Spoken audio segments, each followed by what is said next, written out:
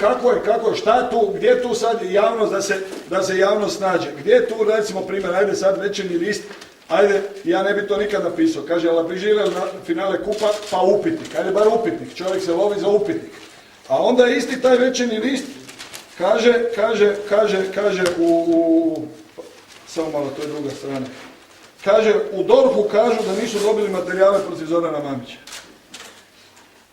Pa jer ih nema. Nema, ono su materijali što su objavljeni tu. Nema. Ja imam jednog prijatelja, ma glupo je ovo sad uopće što pričam, sve smo rekli, sve je suvišno. Sve je suvišno, samo dajem materijala umobolnim mozgovima koji sada ordiniraju vašim reakcijama, koji će sad svaku riječ obraditi na ovaj način. Pa gdje je tu Dinamo, gdje je tu Zagreb, gdje je tu Hrvatska, gdje je tu Liga prvaka, gdje je tu Europska liga? I gdje je tu tiraža? Pa te sportske novosti su imali 300.000, danas imaju 17. Pa gdje je tu tiraža?